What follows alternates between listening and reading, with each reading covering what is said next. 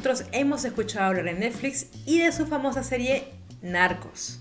¿Pero alguna vez te has preguntado las posibles razones de éxito detrás de Narcos? En este episodio de Magnific intentaremos descifrar los elementos que constituyen su éxito en el mercado de entretenimiento.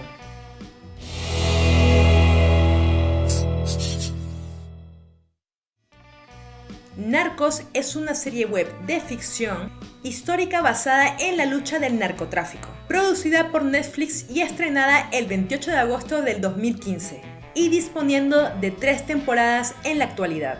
La serie cuenta con un aproximado de 3.200.000 espectadores por episodio. La historia se cuenta en muchos instantes desde la perspectiva del agente de la DEA Steve Murphy, norteamericano enviado a Colombia a investigar el tráfico de cocaína, con el objetivo de colaborar en el arresto de las cabezas detrás de los principales cárteles de la droga y por supuesto su máximo exponente, Pablo Escobar. Pero vamos más allá. A lo mejor alguno de vosotros o algún conocido vuestro sois fanáticos de la serie de Narcos. Y no necesariamente porque os vaya el tema de Narcos. A pesar de ser personajes crueles y despiadados y de simbolizar perfiles aparentemente rechazados por la sociedad, las series y las películas de Narcos no dejan de llamar nuestra atención y hasta, en algunos casos, de causar fascinación. Si nos ponemos a repasar un poquitito nuestra vida, nos daremos cuenta que la sociedad nos enseña desde pequeños que hay que seguir unas reglas y respetar unas normas para mantener el orden social.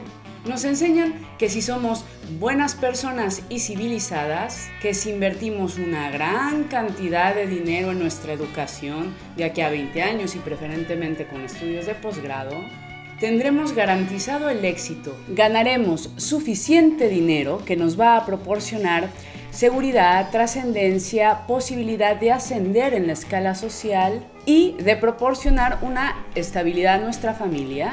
Trabaja duro y se te va a recompensar. Sé constante y conseguirás el trabajo de tus sueños. Welcome to Facebook. Sin embargo, esto realmente no siempre se da. La mayoría de las veces no se da. A la par de esta realidad, somos testigos de cómo otros personajes que irrumpen la ley son reconocidos y son recompensados. Son nombrados en medios de comunicación y se convierten en personajes tan famosos como los actores. It's not fair! It's not fair! Oh, my life! Estos personajes son los narcos,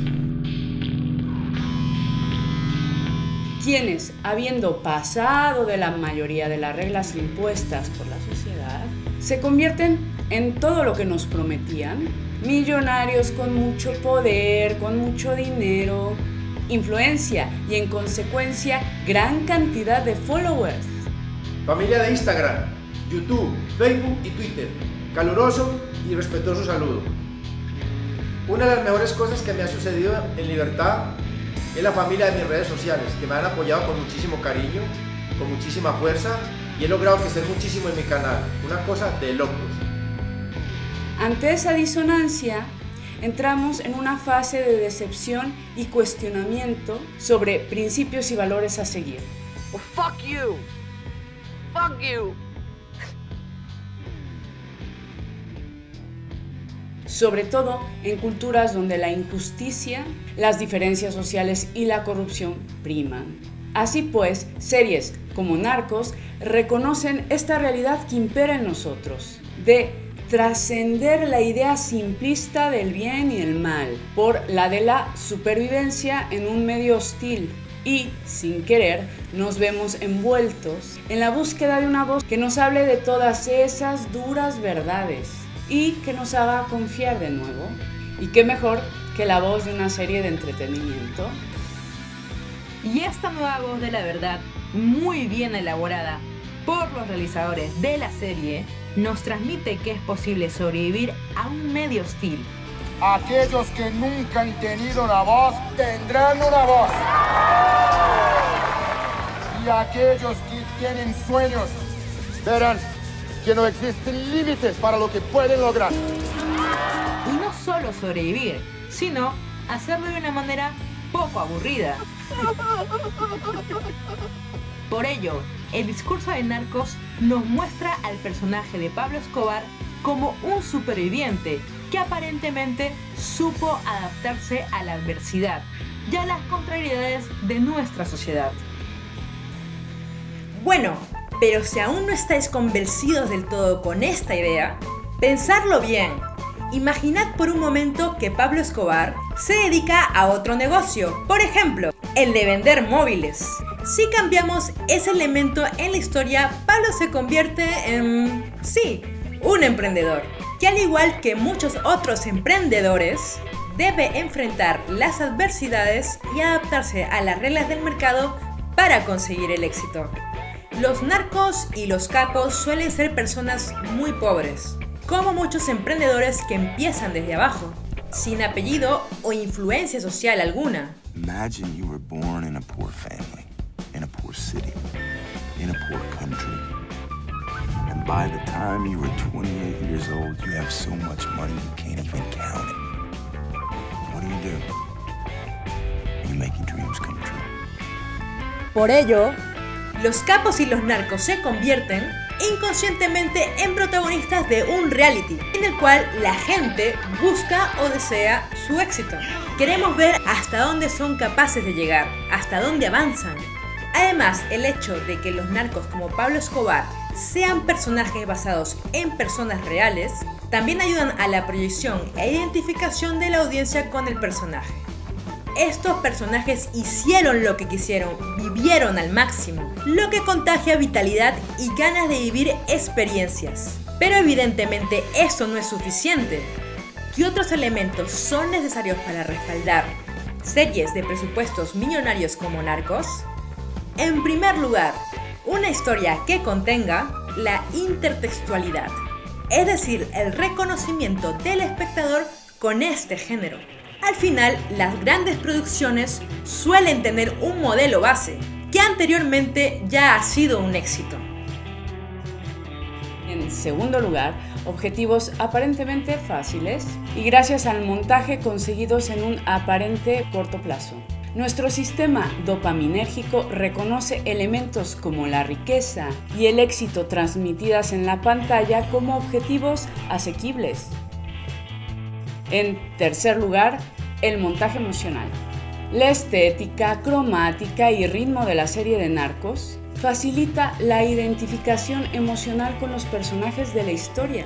Al fin y al cabo, no es difícil conectar con una producción que presenta aleatoriamente planos que asociamos con el ocio, el relax, pero también con la idea de justicia y otras situaciones con gran carga emotiva.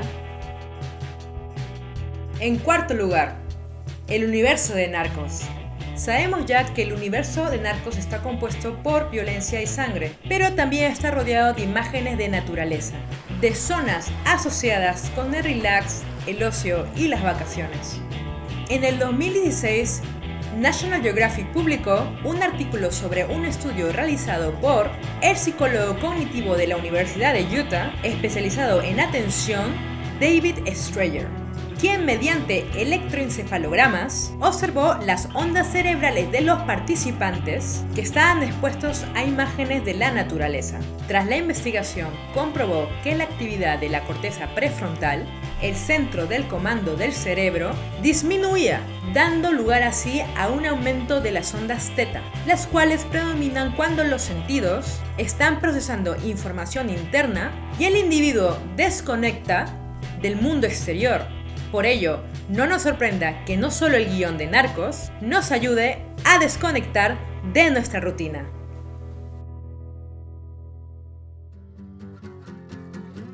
En quinto lugar, ¿quién no está o ha estado alguna vez quemado en su trabajo, harto de su jefe y de no sentirse realmente valorado en la empresa? Todo esto se rompe en el universo de Narcos, pues se representa la idea de que si eres berraco, es decir, si vales, y tienes agallas, alcanzarás el éxito dentro de tu organización. Serás reconocido por los patrones y accederás a su círculo de mayor confianza. Eres un buen tipo conmigo, Limón. Gracias. Muchas gracias. Cosa que no se da muy seguido en nuestra realidad cotidiana, pues no es muy común que seamos constantemente promovidos por nuestros jefes o realmente reconocidos por nuestros esfuerzos. Además, cabe decir que las producciones cinematográficas suelen destacar que los narcos no ascienden por enchufe, por apellido o alguna otra influencia sin real valía, sino todo lo contrario, avanzan por sus logros. Entonces, si usted me corona una tonelada en 48 horas, vuelva y hacemos negocios.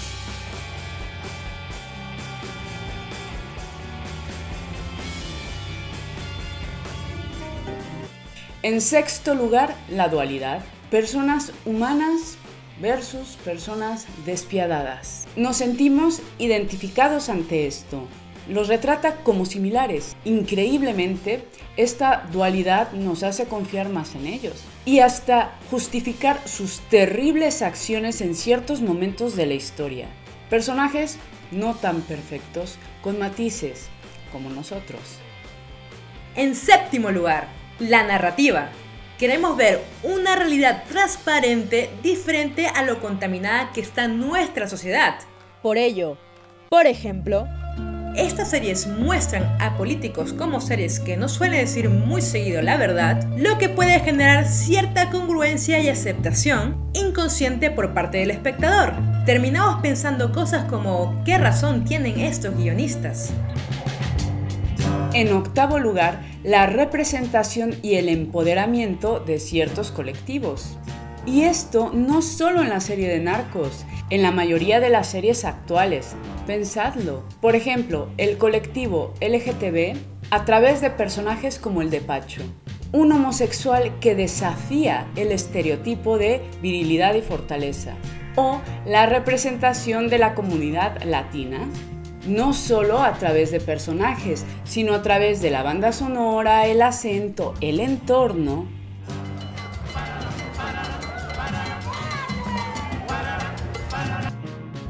En noveno lugar, sintonía con el contexto.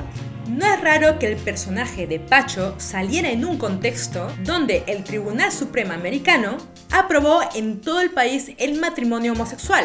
Si algo va a ser siempre una producción grande, es entrar en sintonía con las preocupaciones, intereses y conflictos de los espectadores en ese momento. Aunque esta sea una serie de época, la representación del conflicto se hará a través de una vivencia similar. En décimo lugar, el lenguaje hostil, mama, gonorrea, hijo de malparido, se convierten en tags, etiquetas ideales, pues no es una novedad que el decir malas palabras genera dopamina y serotonina, hormona responsable de regular nuestras emociones. En un décimo lugar, aparente seguridad. El espectador proyecta la sensación de seguridad, la idea de omnipresencia y control total, a través de la vida de esos personajes y sus tramas narrativas, no solo a través de la riqueza, sino también gracias a todo un ejército de narcos que son leales. Los capos de la mafia y grandes narcotraficantes son retratados como personas con un gran control sobre una gran cantidad de personas e instituciones. La idea de tener todo bajo control nos genera un sentimiento de tranquilidad y esta cualidad se potencia en un meticuloso y detallado montaje, donde preponderan planos medios y cortos de cierta duración que facilitan el trabajo de entrar a la psique del personaje. Del mismo modo, no nos sorprenda ver planos de los jefes de los cárteles con un fondo de lujos o de una hacienda, así como contrapicados de ellos en una actitud observadora, enfatizando esa idea de omnipresencia, control y poderío. Yo soy Pablo Emilio Escobar Gaviria. Mis ojos están en todos lados. Así pues, Narcos se convierte en una fuente moduladora de emociones que conecta con nuestros múltiples discursos internos, es decir, miedos, problemas, creencias, anhelos, desde la comodidad de nuestros sofás. En 12º lugar, cierta fascinación a los psicópatas, narcisistas y sociópatas. La figura del sociópata, psicópata, representada en Pablo Escobar, un personaje aparentemente sin miedo y sin escrúpulos, se confunden fácilmente con determinación y osadía. La evidencia que nos proporciona las neurociencias sugiere que los psicópatas muestran una reducida actividad en la amígdala a la hora de la toma de decisiones morales y la reducción de la memoria al momento de identificar y asociar palabras de importante significado emocional. En otras palabras, estos perfiles muestran una reducida capacidad de ver las consecuencias de sus actos, poco condicionamiento al miedo, lo que les hace en apariencia más osados y seguros de sí mismos delante de los demás. La imagen de fortaleza y prosperidad malmente percibida es apoyada inconscientemente por nuestra mirada y por la mirada de una sociedad que aplaude el ser así para salir adelante. Viendo toda esa violencia y muerte, fuiste fuerte. Eres un sobreviviente, un hombre de acción.